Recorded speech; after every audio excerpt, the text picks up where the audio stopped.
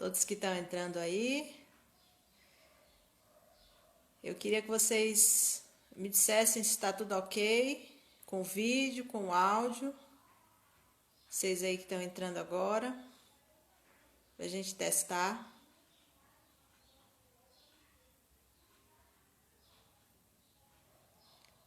Em instantes nós vamos começar nossa live de hoje.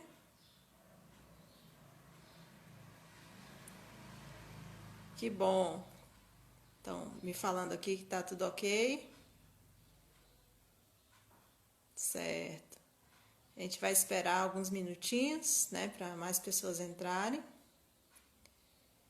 Vocês podem fazer perguntas ao longo da live, as dúvidas que forem surgindo, à medida que eu for expondo, né, o assunto.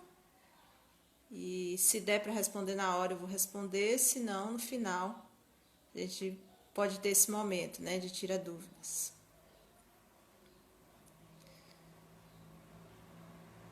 Sábado passado eu fiz uma live também sobre educação clássica, a diferença, né, entre a educação clássica e a educação moderna. Foi muito bom expor, né, algumas diferenças básicas e bem gritantes entre as duas modalidades de educação. A gente apresentou a visão de C.S. Lewis e quem quiser assistir, tá lá na página do YouTube, né, Tutoria Clássica, é o mesmo nome aqui do perfil do Instagram. E eu também pretendo disponibilizar essa live ao final no YouTube, né, se eu conseguir salvá-la, eu vou estar deixando lá também, certo? Para quem não me conhece, tá chegando agora, né, aqui nesse perfil, eu sou Aline Dias, idealizadora, né, do Tutoria Clássica.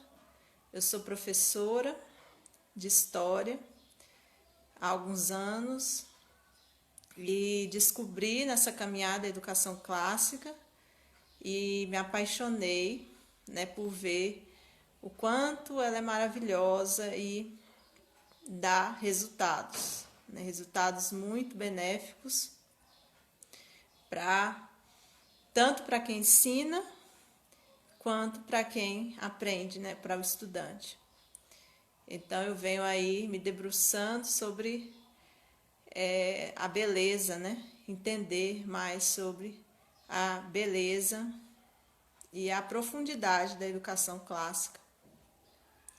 E eu criei esse projeto, né, Tutoria Clássica, para divulgar a educação clássica cristã e também para estar disponibilizando, né, alguns materiais, alguns cursos que eu estou pretendendo realizar, né, tá aí no forno os projetos para conciliar aí, né, a educação clássica, principalmente com a história, e a gente ter alternativas, né, para sair aí dessa problemática da nossa educação, né, brasileira, da educação moderna. Ok?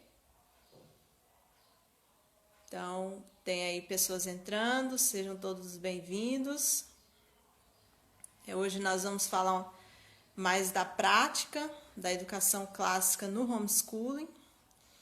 Então, temos vários pais educadores, né, já praticando a educação clássica há alguns anos. Eu tenho acompanhado, né, alguns desses pais, esse movimento aí de restauração, né, da educação clássica.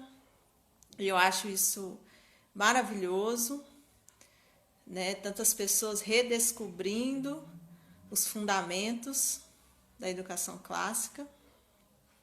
E ela é ideal para o homeschooling, né? Vocês vão perceber isso ao longo da nossa conversa.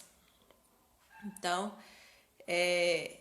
quem está aí ainda, né, fazendo educação em casa ou começando e ainda não sabe o método, né, que aplicar, eu recomendo fortemente a educação clássica. Assim, traz resultados muito efetivos. Mas, né, cada um tem que avaliar a proposta, né, que mais adequa à sua realidade, à sua família, ao que você pensa, né, sobre educação, os seus objetivos a curto e a longo prazo para os seus filhos. Então, isso requer pesquisas, estudos, né, os pais educadores, uma característica nata, e que a gente vai falar que também é uma característica da educação clássica, é que são pais pesquisadores, né, que têm aí muita sede de aprender, se autoeducar e oferecer o melhor, né, para os seus filhos, porque a maioria de nós não tivemos uma educação primorosa, então a gente tem que correr atrás do prejuízo, né, e à medida que a gente ensina, a gente vai aprendendo, e isso é muito belo, né, eu acho muito belo. Então há esperança para nós, né, para a gente aprender, para a gente ter mais conhecimento, um conhecimento verdadeiro, né, e que vai edificando nossa vida e nossa família. Então, quando eu estou me referindo à educação clássica aqui, eu estou indo pela vertente cristã, ok? A educação clássica cristã, que é aquilo que eu acredito, é que eu vejo que tem mais coerência. Então, a educação clássica, né, ela tem uma longa tradição de milhares de anos, né, de mais de 2000 anos. E os gregos, os romanos contribuíram muito, né, com suas obras clássicas, com seus métodos. Mas eu creio que os judeus, com os cristãos, eles coroaram a educação clássica, né? Os primeiros aí pais da igreja, como Agostinho, os teólogos, né? Os grandes teólogos aí, eles coroaram, né, a educação clássica, trazendo o verdadeiro propósito, né, do homem e de glorificar, né, a Deus em todas as coisas.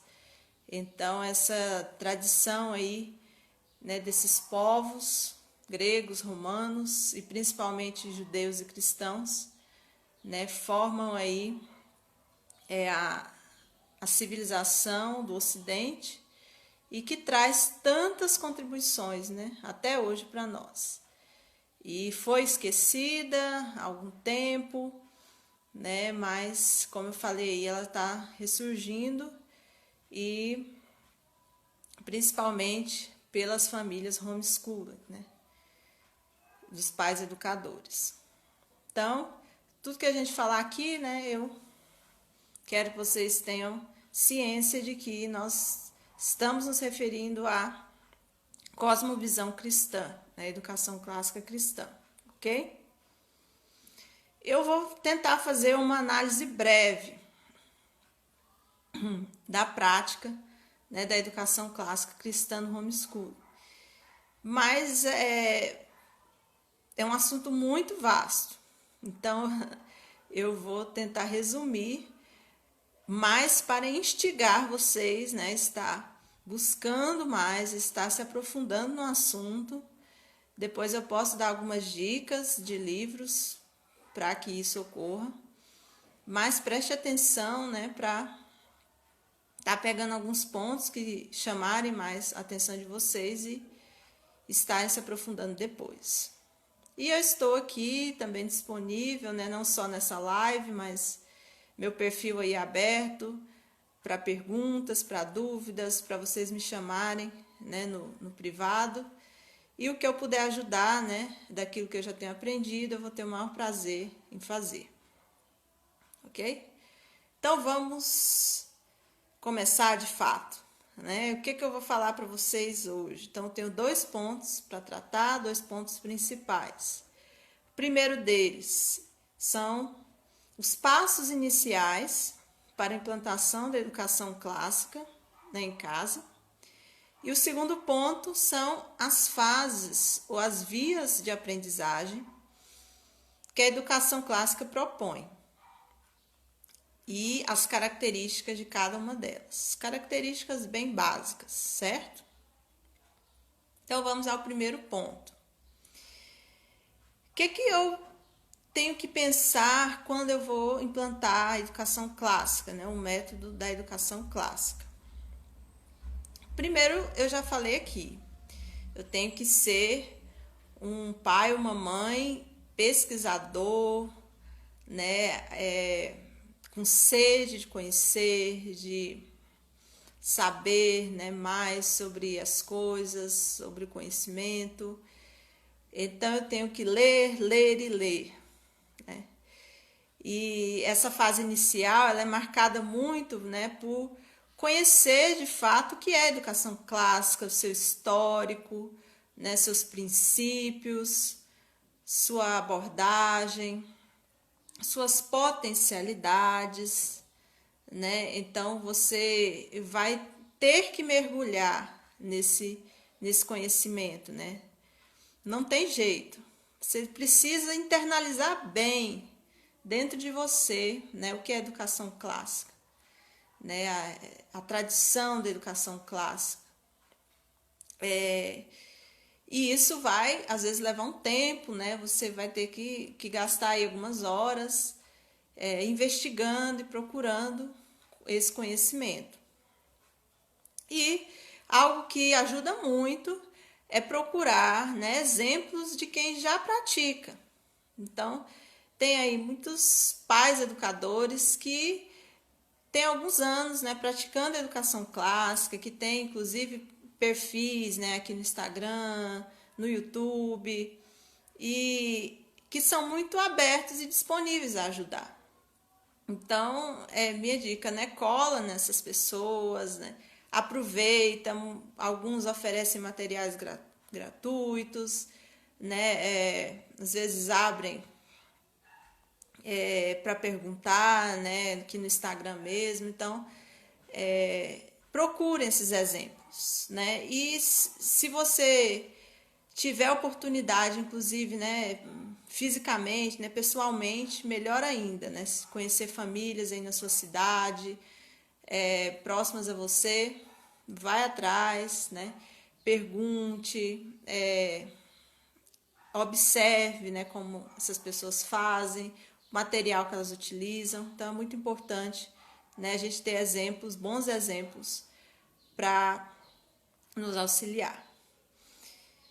E tem aí também cursos, né, nessa linha de educação clássica, palestras, tem inclusive o CIMEDUC, né, que acontece todos os anos, voltado à educação domiciliar, mas que, hora ou outra, sempre está tratando de educação clássica, que tem um curso, inclusive só de educação clássica, que destrincha bastante, né, o que eu vou falar aqui.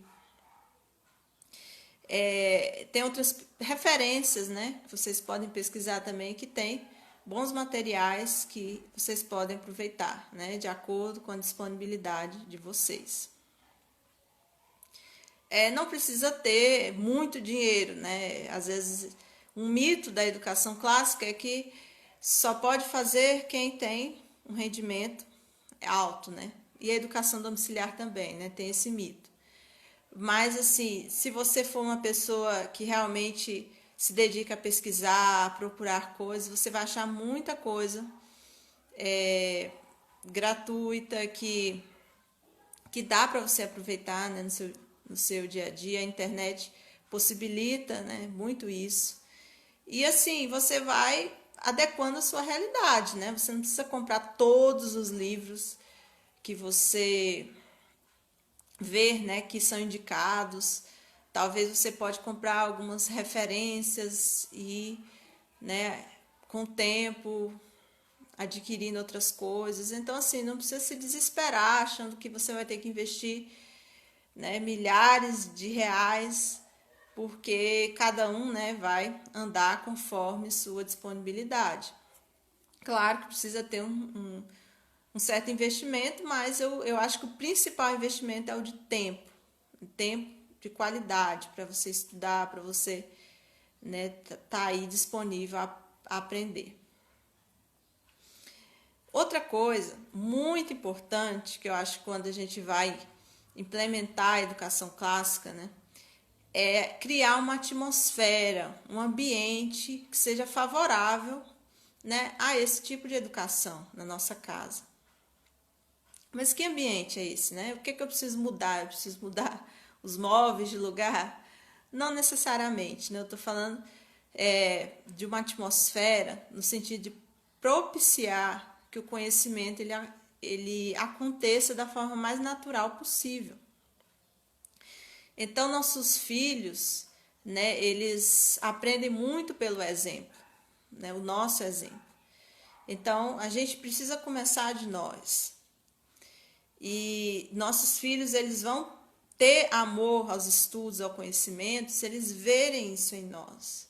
Então, a gente precisa, né, primeiro, cultivar os hábitos da leitura, principalmente, né? Nossos filhos precisam ver a gente lendo, a gente pesquisando, né? E realmente tendo esse amor ao conhecimento. Na medida que for possível, né, adquirir bons livros, né, livros com conteúdo, com livros que falam de virtudes, né, que tem um propósito para os cristãos, né, que tem uma cosmovisão, né, cristã. Então, assim, os clássicos, né, os clássicos da literatura, os clássicos da história, enfim, você não, quando você vai dar um livro para o seu filho, você não vai dar qualquer tipo de livro, né? Você vai saber, você vai ter intencionalidade para escolher, né, e dar a ele o melhor. Então, precisa se cultivar a leitura de bons livros, ter um ambiente que estimule o diálogo e as boas conversações, né? Então, você precisa não só dialogar com seu filho, mas no caso a mãe com o pai, né? Os filhos entre eles. Então, assim, direcionar, né, o diálogo para tratar de assuntos que realmente sejam válidos, que sejam edificantes, né? Talvez a leitura de um livro em família, discutir sobre aquele livro, né? Discutir sobre os acontecimentos do nosso presente, fazendo conexões com o passado. Então, assim, ter esses bons momentos, né? Porque isso vai estimular também os filhos a esse aprendizado natural. E assim, fazer atividades criativas, né? Principalmente atividades que envolvam a natureza, o ar livre, né? Que aguçem a curiosidade, né? Seus filhos, que permitam essa curiosidade aflorar, né? Que eles tenham total liberdade, né? De perguntar, de questionar, né? Vocês pais, e vocês estejam abertos mesmo para, se vocês não souberem, né, responder naquele momento, mas estarem disponíveis a buscar essas respostas. Então é muito importante esse relacionamento, né, cultivar esse relacionamento. Porque o aprendizado ele não vai ocorrer somente ali quando você sentar com ele na mesa, né, pegar um livro e ensiná-lo. O aprendizado vai ocorrer em todo o tempo. Né? A educação clássica ela foca muito nisso. O aprendizado ele ocorre a todo tempo, ele é um aprendizado integral, ele não pretende formar só o intelecto, né? Mas todas as áreas da vida, né?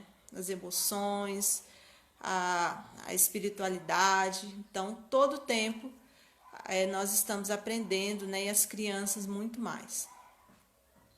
Então, precisa ter, né, esse ambiente que elas explorem, que elas tenham liberdade mesmo de aprender. E uma coisa que é muito, como se diz, é um problema da nossa geração, né? muito grande, que é o excesso de telas, né? E assim, se você quer ter uma educação centrada mesmo, reduza ou, se possível, elimine, né, o uso de telas, televisão, videogame, celular. Então, assim, seus filhos precisam ter limites. E as telas, né, já está comprovado que elas tiram a concentração, né, geram ansiedade, geram muitos males que atrapalham bastante, né, a educação. Então, ao invés de incentivar, né, seus filhos a ver televisão, por exemplo, incentive a leitura de um livro, né, que vai edificar muito mais. E tudo que eu estou falando aqui, né, nesse sentido, de criar essa atmosfera no seu lar. Né? Não só seus filhos, mas vocês também, né, podem ter essa consciência de reduzir as telas, as distrações, né, que às vezes atrapalham tanto nossas vidas. E para iniciar também a educação clássica, né, a gente precisa adquirir o mínimo de material que você vai precisar. Então, a gente vai falar das fases, então vai depender muito da idade, né, do seu filho. Então, se ele está começando a alfabetização, você vai ter que investir em materiais que são voltados para a alfabetização. Se ele já, né, tem seus 10, 11 anos, vai ser outro tipo de material. Então, você precisa estar atento, né, à fase e buscar, então, quais materiais adequados para aquela fase, né, para as disciplinas que você for trabalhando. Então, a educação clássica, ela vai além de você pegar um livro didático e aplicar, né, as atividades, os textos que estão ali. Envolve muito mais do que isso. Então, você vai precisar se inteirar para, à medida que seu filho, né, for crescendo, né, for passando as fases de aprendizagem, você for adequando os materiais, ok? Até aqui tudo bem? Quem está assistindo aí? Se for surgindo dúvidas, viu? Pode ir perguntando que eu vou tentar ir responder. Então, a gente pode passar para o segundo ponto, que é mais longo, né, que vai falar das fases da educação clássica. Nós vamos falar do trivium. Então, não sei se vocês já ouviram falar, mas o trivium, né, é uma das bases da educação clássica. Na verdade, ele faz parte das 7 artes liberais, que tem o trívio e o quadrívio.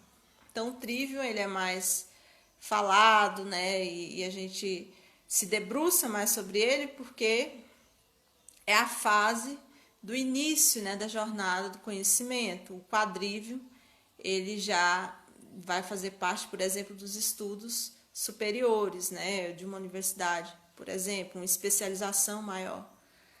E o trívio já é a base, né, das 7 artes liberais. O que o trívio, como o trívio está dividindo, né? Dividido gramática, lógica e retórica. Então, são 3 vias do conhecimento ou da aprendizagem. Então, teve uma educadora chamada Dorothy Sayers, né, que na metade do século XX, ela escreveu As Ferramentas Perdidas da Aprendizagem. Então, ela trouxe uma abordagem, né, para o trívio bem didática, integrando o trívio às fases, né, da idade dos estudantes. Então, a gente vai falar justamente disso. Por exemplo, a fase da gramática é onde se inicia os estudos formais. Depois que ele já está bem consolidado nessa fase, então ele passa para a lógica e sucessivamente para a retórica. Então, a gente começa, né, da gramática, que é a fase aproximada ali dos 4 anos, né, que ele vai iniciar os estudos formais, até mais ou menos os 10 anos de idade. Por que eu falo aproximado? Porque cada um, né, cada estudante, cada filho, ele tem seu tempo, né, de aprendizagem. Então, pode ser que uns iniciem um pouco antes disso, outros um pouco depois, né? Isso aí não vai alterar tanto. Mas a gente usa, né, alguns modelos, alguns padrões para tornar mais fácil aí falar sobre isso. Então, geralmente os pais, tanto na escola como na escola tradicional, como no ensino em casa, geralmente começam aos 4 anos. Pela alfabetização, principalmente, né? Aí muitos perguntam antes disso, né? Sempre eu vejo perguntas assim: ah, mas o que eu posso fazer com meu filho de 2 anos, de 3, de 1 ano, né? Como que eu posso praticar a educação clássica com eles? Antes dos 4 anos, você vai fazer uma preparação. Então, você vai preparar o ambiente, né, do seu lar, como eu dei as dicas. Você vai ler para o seu filho, principalmente, né, leitura em voz alta. Isso pode acontecer desde que seu filho está na barriga, né, a fase de bebê, mesmo que ele não compreenda o que está sendo lido ali, mas ele vai já estar habituando, né, o ouvido, vai estar habituando toda a estrutura cognitiva dele e quando ele for iniciar a alfabetização, principalmente, vai ser muito mais fácil, né, fazer isso aí. Deixa eu ver as perguntas aqui, porque depois eu posso me perder lá no final, né? Então, vou tentar, à medida que elas vão surgindo aqui, responder.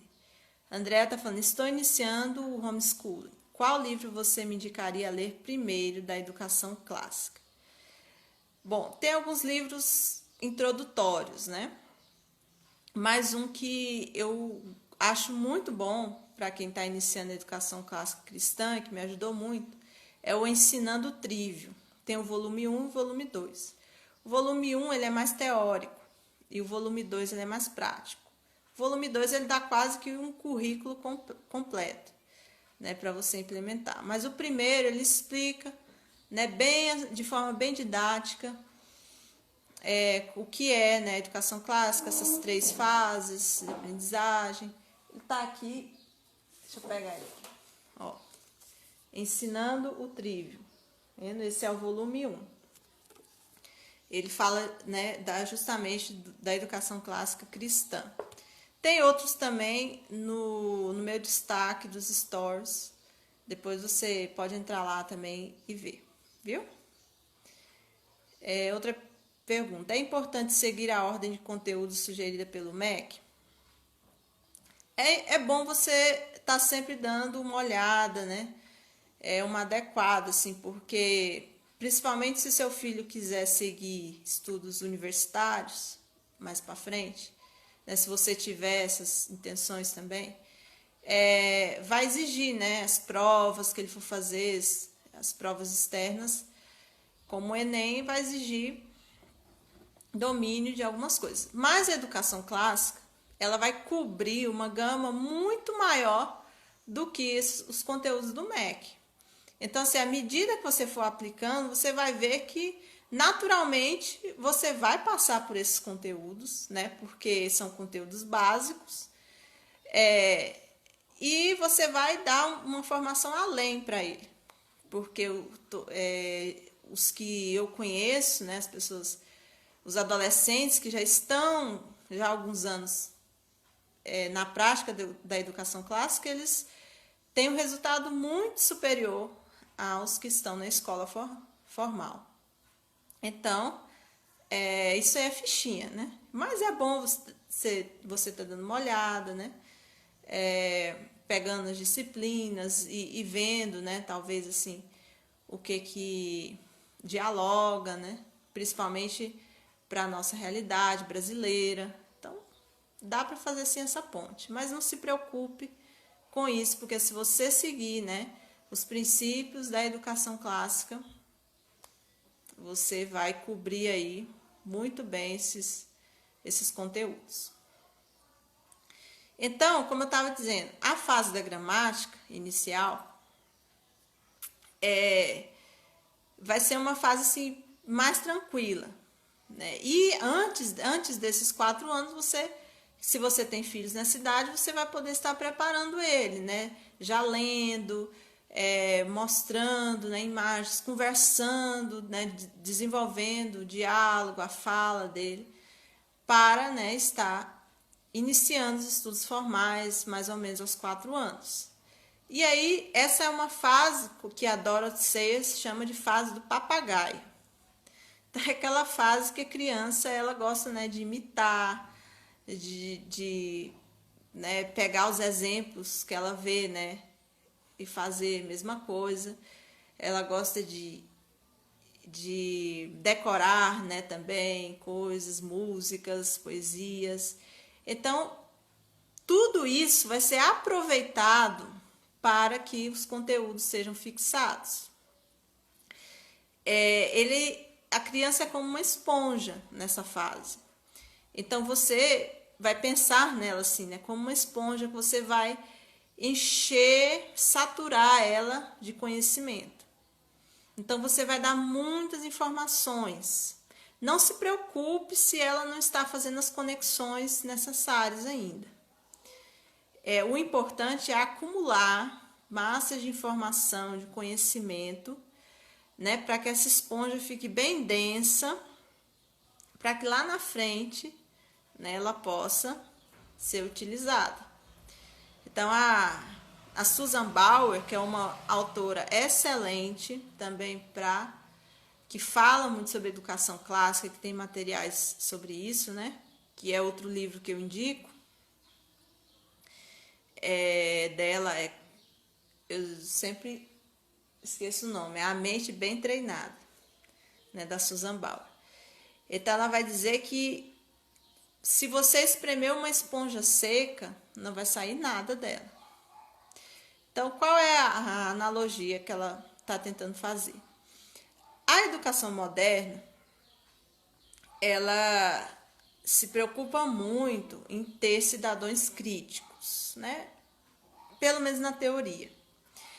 E aí, alguns especialistas e pedagogos começaram a dizer nos últimos anos que a criança com 4, 5 anos está entrando ali no ensino formal, ela já precisa ter o conhecimento crítico, ela já precisa saber analisar, dar sua opinião, debater.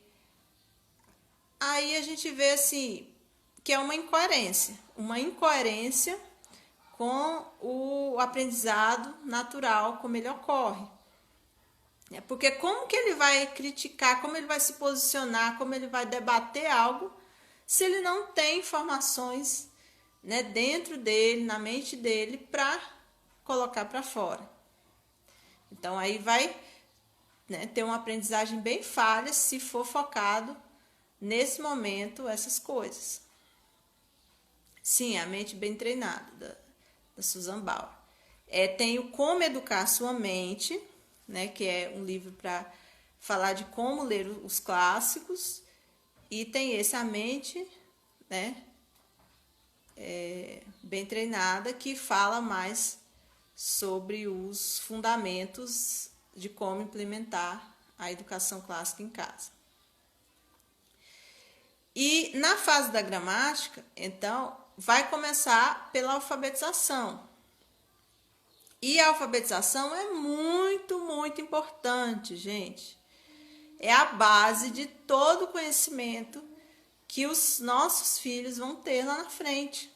Então, ela precisa ser bem consolidada. E a educação clássica recomenda muito a alfabetização fônica. Diferente, né, do que a educação moderna propõe. A alfabetização fônica ela foi meio que relegada, né, ao esquecimento, mas está aí ressurgindo novamente porque é um método muito eficaz. tendo tempo suficiente para falar detalhadamente sobre ela, mas pesquise lá e você vai ver, né, os bons resultados da alfabetização fônica. Então, consolide bem essa fase, né? Não se preocupe tanto em inserir outras disciplinas enquanto a alfabetização não estiver, né, ok. E aí também, paralelo a isso, você pode ir iniciando conhecimento matemático, né, de forma bem leve, né, gradativa, e a questão mesmo é dar informações, trabalhar a memorização, outra coisa que não é aconselhável pela educação moderna, mas que é uma das bases da educação clássica na fase da gramática, né? Esse estudante ele precisa saber bem, memorizar mesmo certas informações da história, das ciências, da literatura, né? Ele precisa decorar a tabuada, porque ele precisa dominar os fundamentos, né? As operações aritméticas. Então não tem como correr disso. Tem que trabalhar mesmo nessa fase da gramática a memorização. Você indica o uso do material dourado? Sim, com certeza. É ótimo para trabalhar matemática, né? Principalmente na fase da gramática, o aprendizado ocorre de maneira concreta.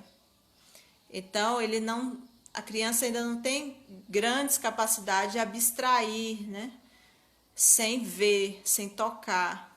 Então, ela precisa desse concreto. E o material dourado, ele oferece, né, esse recurso, e tem várias formas de trabalhar ele, que vocês podem pesquisar também. Então, a gramática, né, da nossa língua, a alfabetização e esses princípios matemáticos iniciais são essenciais nessa fase da gramática. E as outras disciplinas, história, geografia, ciências, elas podem começar, né, a ser inseridas, principalmente, como eu falei, dando informações básicas e fazendo, né, com que as crianças decorem nomes de personagens históricos, datas, os estados do Brasil, alguns países do mundo, enfim, né? Enchendo essa esponja de informações, sem se preocupar que ele esteja tendo uma mente crítica, debatendo, né, tendo uma análise mais profunda das coisas. Não, você vai, né, fornecer informações para ele. Claro, né, que você vai estruturar isso, né, você vai ter um planejamento, e a cada ano, conforme você vai vendo o desenvolvimento do seu filho, você vai agregando aí, né, essas informações. Cada disciplina tem sua gramática. Por que chama a fase da gramática? Porque é a linguagem das coisas, a linguagem das disciplinas. Não é que vai trabalhar só a gramática da língua portuguesa. Vai trabalhar a gramática da história. Então, o que é a gramática da história?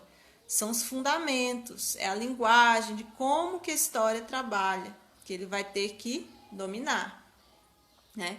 Questão da linha do tempo, né, na história, que é muito importante saber que a história trabalha com a ordem dos fatos, né, a cronologia. A geografia, né, que trabalha com mapas, então, né, ter essa consciência também geográfica de onde eu estou, né, do país que eu moro. Então, são essas informações bem básicas que ele precisa dominar, ok? E a Susan Bauer fala também: priorize o básico e não haja como se estivesse obrigação de ensinar todas as disciplinas em profundidade, tá? Então, é a fase de consolidar. Aí, né, conforme você vai vendo o desenvolvimento dele, você passa para outra fase, que é a fase da lógica. Então, essa fase da gramática inicial, ela é mais ou menos o ensino fundamental 1, que acontece na escola formal, né? Se a gente for tentar aí fazer uma comparação. Aí, ele fez 11 anos, eu vou passar para a fase da lógica. Não é bem assim, né? Se você iniciou, né, desde criança, na fase da gramática, você vai ter que observar a mudança do comportamento dele em relação à aprendizagem. Então, o ponto-chave ele vai começar a não querer tanto mais decorar as coisas, né, saber informações, mas agora ele vai começar a questionar o porquê das coisas, né? Por que as coisas acontecem dessa forma? Por que a Revolução Francesa aconteceu naquela época, né? Por que Cabral veio para o Brasil? Por que o Brasil fica na América do Sul? Então, assim, ele vai ter você vai perceber, né, uma mente mais questionadora. E é o fundamento da lógica, né? É a fase do atrevimento, como diz a Dorothy Sayers. O porquê das coisas, né? Então, aqueles fatos que você começou a apresentar para ele na fase da gramática, agora ele vai começar a dar o start e conectar esses fatos, né? Claro que você ainda vai precisar instruir ele, né, dar informações, guiar, mas a mente dele vai estar muito mais disposta para fazer conexões dentro da própria disciplina, quanto de uma com a outra, né, de uma disciplina com a outra. Então, ele vai começar a desenvolver o pensamento abstrato, né, o pensamento cognitivo vai estar mais forte. Ele ainda absorve informações, né? A fase da gramática não é que ela foi encerrada totalmente. Na verdade, no Trivium, as 3 vias de aprendizagem, elas acontecem ao mesmo tempo, só que em determinada fase da vida, alguma vai se intensificar, né? No caso, a primeira infância ali, vai se intensificar a fase da gramática, pela própria ordem natural da aprendizagem. Depois, a fase da lógica, né? Ele ainda vai ter a absorção de muitas informações, mas agora ele vai aprender a interagir com essas informações, né? Ele vai ter muito mais profundidade, você vai poder cobrar uma profundidade maior do conhecimento. E ele vai começar a adquirir mais autonomia. Você não vai precisar ficar o tempo todo, né, dando informações, instruindo ele. Você vai perceber que ele vai começar, né, a estudar por conta própria, né, a querer pesquisar sozinho. E aí, né, você vai deixando, né, aos poucos. Você não vai parar de instruir, mas você vai poder, né, deixar ele desfrutar de maior autonomia, visando inclusive o autodidatismo, né, que a educação clássica ela ensina o como aprender. Então esse estudante ele vai ter uma certa dependência sua, né, principalmente se ele for mais novo, mas o objetivo é você ir formando seu filho para o autodidatismo, né, para ele aprender, saber aprender, né, e buscar o conhecimento por si só. Então, a fase da lógica, né, ele mergulha mais fundo no conhecimento e começa a adquirir autonomia e fazer a conexão dos fatos. E pode ser incluído a disciplina de lógica formal, que eu também não vou aprofundar aqui, mas é o estudo das regras de raciocínio. Então, ele vai poder agora, ele tem a capacidade agora, né, de entender como as coisas funcionam, de entender as falácias, né, o que é verdadeiro, o que é falso. Então, você vai direcionar ele para começar a ver como se diz, os bastidores, né, do conhecimento, os bastidores aí da linguagem, como a linguagem nela é usada, preparando também para a outra fase, né, da retórica. E pode também ser inseridas disciplinas, línguas, né, disciplinas de línguas como latim, grego, próprio inglês, né. Pode também começar desde a gramática, mas na lógica também é o momento ideal, né, pela estrutura já do conhecimento dele, né, por ele ter essa interação maior aí com as conexões dos fatos. Eu tô fazendo comentários breves, viu, gente? Eu gostaria muito de ter mais tempo para me aprofundar, né? Mas o tempo aí não permite. Então, eu tô mesmo apresentando aqui esses princípios aí básicos da educação clássica. Qual o nome do livro que você indicou? Eu indiquei o Ensinando o Trivium, da Harvard e Laura Bluedorn, esse. E indiquei também da Susan Bauer, A Mente Bem Treinada, que é este aqui, esse calhamaço.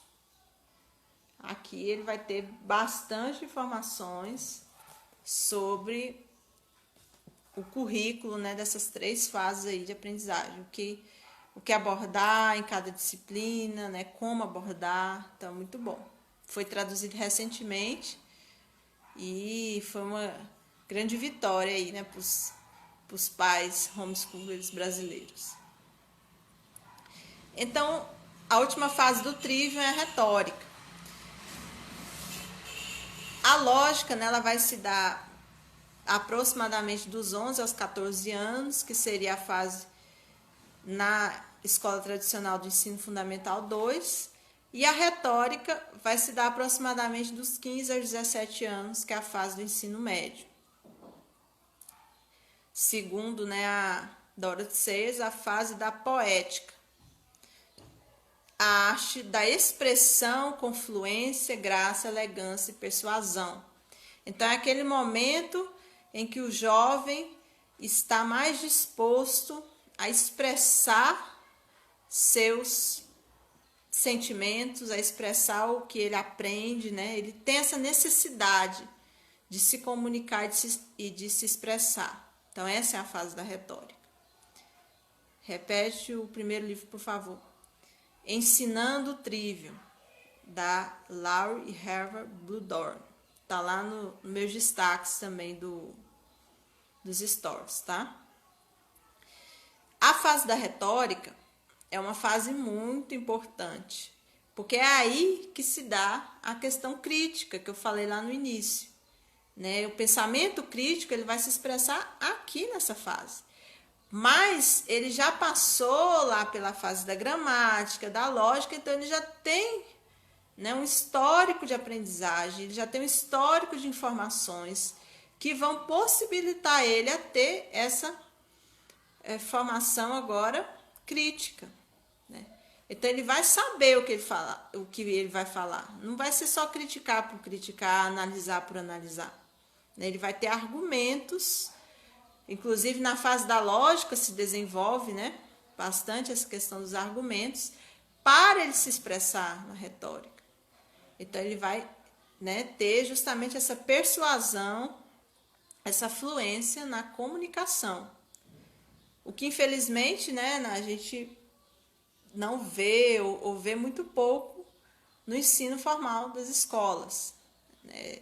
A gente vê esse ímpeto, porque ele é natural, então a gente vê assim, os adolescentes e jovens querendo se expressar, mas quando eles abrem a boca, a gente vê ainda, né, muitas deficiências e que às vezes eles nem sabem o que estão falando, falam por falar, né, por imitar às vezes alguém que eles admiram, mas não tem em si aqueles argumentos, aquela firmeza do que falar, né, disposto aos pensamentos.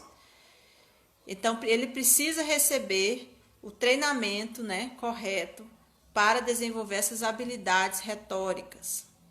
Então, ele precisa falar e escrever bem, né, não é só expressar oralmente, também ele precisa saber expressar na forma escrita sobre todas as disciplinas do currículo, né? Então, não é só sobre história, sobre língua portuguesa, mas ele também precisa saber se expressar na matemática, na física, na química, né? Do jeito que essa disciplina compete, né? Como essa disciplina compete. E ele pode, né? Ele tem a oportunidade também de se especializar daquilo que ele mais quer se aprofundar. Então, esse é o momento, né, em que ele pode começar a escolher o que ele quer estudar mais profundamente. Não é que ele vai deixar as outras disciplinas de lado, mas se ele tem uma inclinação maior para as disciplinas exatas, né, do conjunto das exatas, ele vai poder ter essa flexibilidade, né, de aprofundar mais e apenas ficando, né, com base, com os fundamentos das outras disciplinas. Então, ele vai poder aí fazer, né, o caminho aí que ele deseja. O foco está nos grandes livros, nas obras originais. Então, é o momento, né, ideal para ele começar a ler os clássicos da literatura, né, da história sozinho e fazer suas próprias, né, observações, suas inflexões, falar, né, sobre esses livros, a tese deles, o que eles trazem, né, as virtudes, a sua validade histórica, enfim. Ele tem muito mais capacidade de fazer esse trabalho independente, autônomo, né, se ele já foi direcionado, né, nos outros anos anteriores para isso, né? Se ele já tem toda essa preparação, ele vai chegar na retórica e vai ter uma habilidade muito grande de se expressar, de se comunicar. E essa fase é uma fase de muito interesse nos eventos do presente, nas causas sociais, né, nas questões éticas, morais.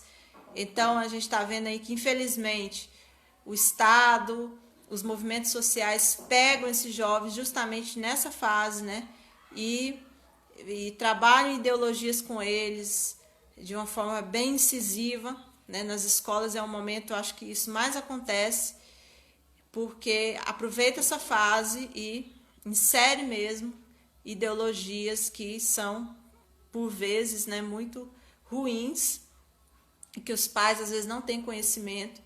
Então é hora de ser intencional e direcionar, né, para as causas certas, para aquilo que realmente mostrar a ele o que realmente vale a pena lutar e a forma como lutar, né?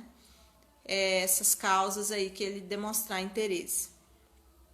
Então, é uma fase muito bela, se bem aproveitada, né? Que ele vai coroar aí todo o conhecimento que ele já vem adquirindo, né? Em todos os anos anteriores aí dessa fase. Ok? E, assim, uma das grandes coisas assim que eu admiro na educação clássica é que ela segue a ordem natural do nosso conhecimento, de como a gente aprende, né?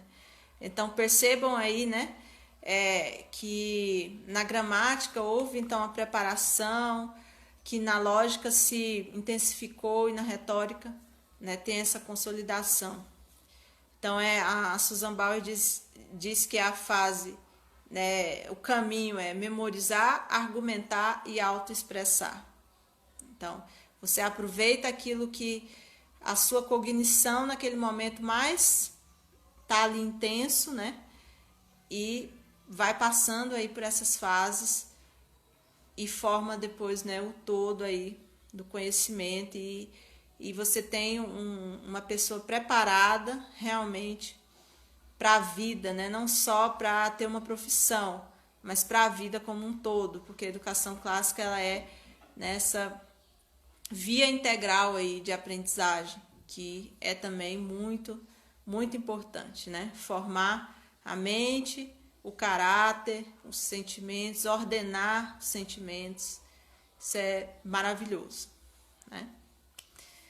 Certo? A gente está com o tempo aí já se esgotando. Alguém tem mais alguma pergunta?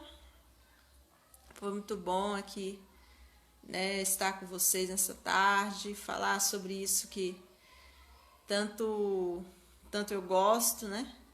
E quanto mais a gente fala e ensina, mais a gente aprende.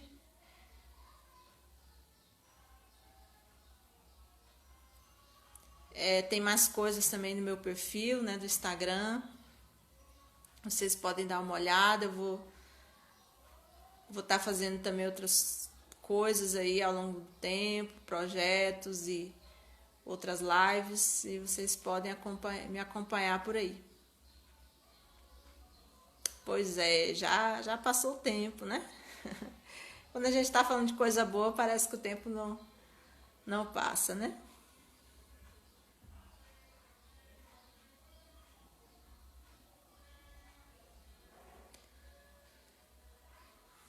E eu vou, como eu disse no início, eu vou deixar essa live salva lá no YouTube. E depois, né, se vocês quiserem também indicar para alguém, vai ser bom. Você pode fazer uma live falando sobre matemática.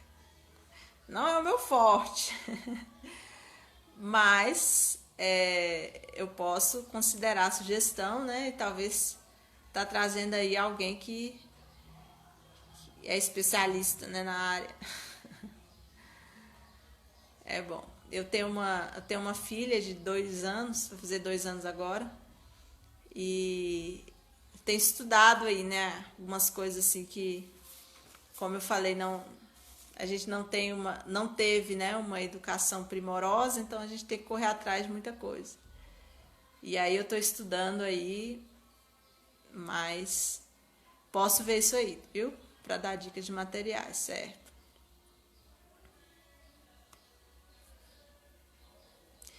Tem um professor, se eu não me engano, chama Sérgio Morcelli. Acho que é isso. Ele trabalha matemática para pais educadores, tem materiais e é muito bom. Pena ter que Deus continue abençoando sua vida e derramando graça abundantemente. Obrigada, Pamela. É Deus mesmo que nos dá essa graça, né? De estar aprendendo, de estar ensinando. Glória a dele. E saber como aplicar no HS, certo? Vou ver isso aí para você, viu? Sobre a matemática. Então, a gente vai estar encerrando. Muito obrigado por cada um que esteve aqui, né? Um prazer estar com vocês. E espero em outras lives, em outros momentos. Né? É Sérgio Morcelli mesmo. Ele é da área da matemática, do homeschool. Ok? Então, um grande abraço e até mais.